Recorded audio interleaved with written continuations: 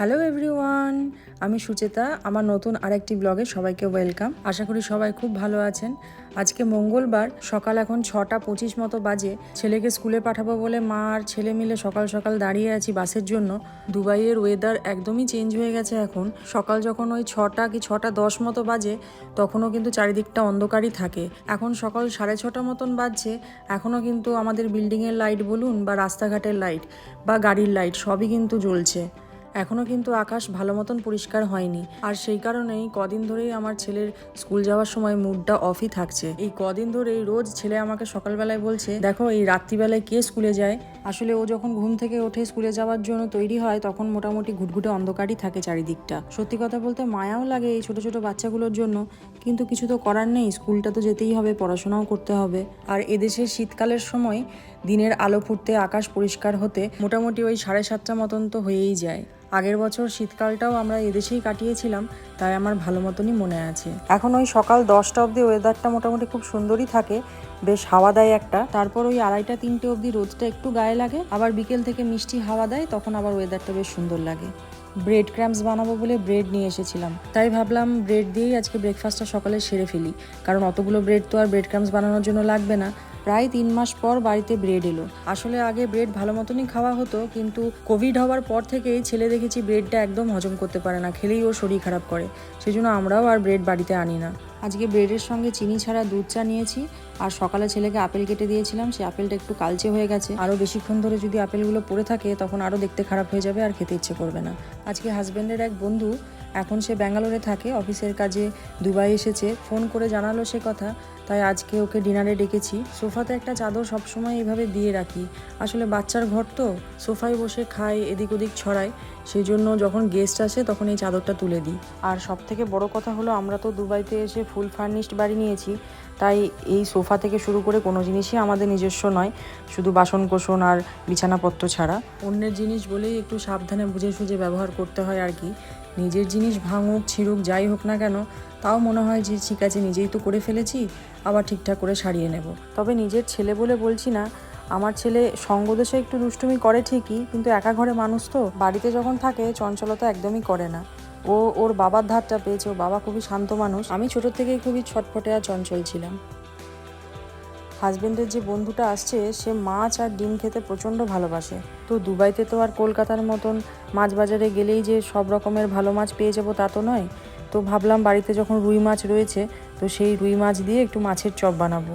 তো নুন দিয়ে মাছগুলোকে সেদ্ধ করে নিয়েছিলাম, তারপর কাটা বেছে রেখে দিয়েছি। এরপর একটু পেঁয়াজ ভেজে নিচ্ছি।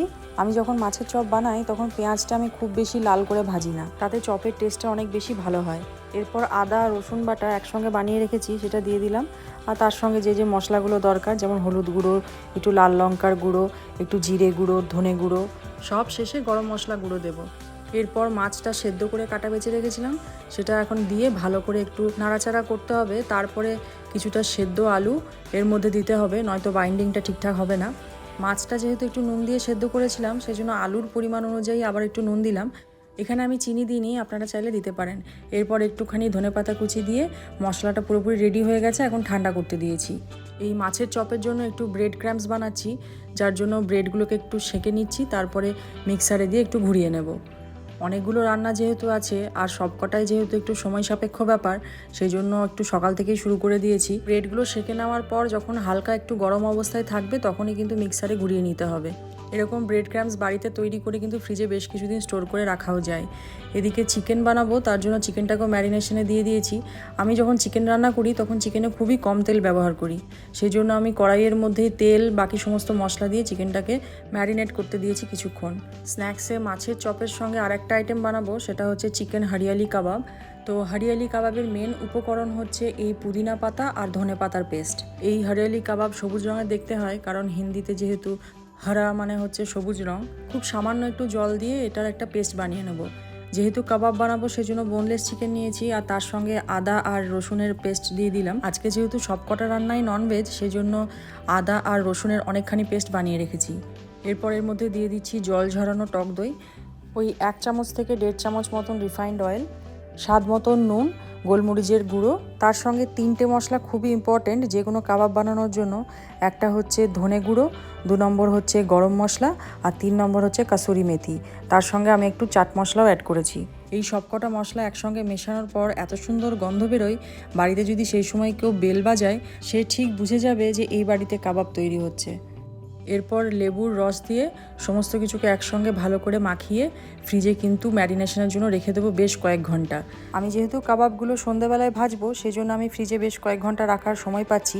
যদি হাতে সেরকমভাবে সময় না থাকে মোটামুটি আধ ঘন্টা ম্যারিনেশনের জন্য রাখলেই চলবে। এদিকে মাছের চপের জন্য যে পুরটা বানিয়ে রেখেছিলাম সেটা ঠান্ডা হয়ে গেছে, এখন চপগুলো বানিয়ে রাখবো। এদিকে একটু বেসন, তার মধ্যে একটু নুন দিয়ে আর তার সঙ্গে জল মিশিয়ে একটা ব্যাটার তৈরি করে নেব। এরপর ওই চপগুলোকে বেসনের ব্যাটারের মধ্যে দিয়ে ব্রেড ক্রাম্পসের উপরে দেবো। ভেজিটেবল চপ হোক বা মাছের চপ, এই ব্রেড ক্রাম্পস লাগানোর কাজটা কিন্তু একটু বিরক্তিকর, যার জন্য বাড়িতে অনেকেই এই ধরনের চপগুলো বানাতে চান না। আর আমিও যখন এই ধরনের চপ বানাই তখন একটু বেশি করে বানিয়ে রাখি, কারণ যখন এত সময় নিয়ে কষ্ট করে বানাচ্ছি তখন 2-4টে কেন বানাবো, একটু বেশি করেই বানাই যাতে পরের দিনেও খাওয়া যায়। তবে অনেকগুলো চপ আছে বলে একসঙ্গে অনেকটা ব্রেড ক্রাম্পস ঢেলে নষ্ট না করার থেকে কম কম করে ব্রেড ক্রাম্পস নিয়ে বানালে ব্রেড ক্রাম্পসটাও নষ্ট হয় না। আর আমি যা ব্রেড ক্রাম্পস নিয়েছিলাম মোটামুটি সবটাই উদ্ধার হয়ে গেছে। হাজব্যান্ডের ওই বন্ধু ডিম খেতে ভীষণ ভালোবাসে, সেই জন্য ডিমের কারিও বানিয়েছি। হাজব্যান্ডের বন্ধু হচ্ছে নন বেঙ্গলি, ও এদিকে ননভেজ সবই খায়, আবার এদিকে ওর ওয়াইফ হচ্ছে একদম পিওর ভেজিটেরিয়ান। তাই ওর বন্ধুর যখন ননভেজ খেতে ইচ্ছে করে তখন ওকে বেচারা অনলাইন থেকে অর্ডার দিয়েই আনতে হয়। আমরা যখন কলকাতায় ছিলাম আর ওরাও তখন কলকাতাতেই থাকতো, তখন বাড়িতে ননভেজের কিছু আইটেম বানালে মাঝে মধ্যেই ওর জন্য প্যাক করে পাঠিয়ে দিতাম। এখন বানাচ্ছি রাতের জন্য পিস পোলাও। মোটামুটি চিকেন, ডিমের কারি সবই তৈরি হয়ে গেছে। এটা বানিয়ে নিলেই মোটামুটি রান্না আমার 80% রেডি। স্ন্যাক্স যেগুলো রেডি করে রেখেছি সেগুলো তো সন্ধ্যাবেলায় ভাজবো। এই সব কিছু করতে করতেই আমার সকাল গড়িয়ে দুপুর, দুপুর গড়িয়ে বিকেল হয়ে গেল। কিন্তু আমার যেহেতু রান্না করতে খুবই ভালো লাগে তাই এই কাজটাতে আমি খুব একটা ক্লান্ত হই না। এখানে আমি 4 কাপ বাসমতি চাল নিয়েছিলাম আর সেটাকে প্রায় আধ ঘন্টারও বেশি ভিজিয়ে রেখেছিলাম। এখানে স্বাদ মতো নুন আর চিনি দিয়ে দিলাম। পোলাও যেহেতু একটু মিষ্টি মিষ্টি হয় তাই খুব বেশি চিনি দিইনি, তবে হালকা মিষ্টি একটু তো থাকবেই। হিসেব মতন এখানে 4 কাপ চালের জন্য 8 কাপ জল হওয়ার কথা, কিন্তু যেহেতু চালটাকে আমি আধ ঘন্টা মতন ভিজিয়ে রেখেছিলাম সেজন্য এখানে 8 কাপ জল দিইনি, 7.5 কাপ মতন জল দিয়েছি। তাতে পোলাওটা কিন্তু একটু ঝরঝরেও হবে। এখন বাজে সন্ধ্যে 6:30। ওর বন্ধু অফিস থেকে বেরিয়ে হোটেলে আর না গিয়ে ডাইরেক্ট আমাদের বাড়িই চলে আসবে, তাই আমিও এদিকে স্ন্যাক্সগুলো রেডি করতে শুরু করে দিয়েছি। যদি তখন ঠান্ডাও হয়ে যায় তখন একবার মাইক্রোওভেনে ঘুরিয়ে নিলেই হবে। এই যে চিকেন হরিয়ালি কাবাব রেডি।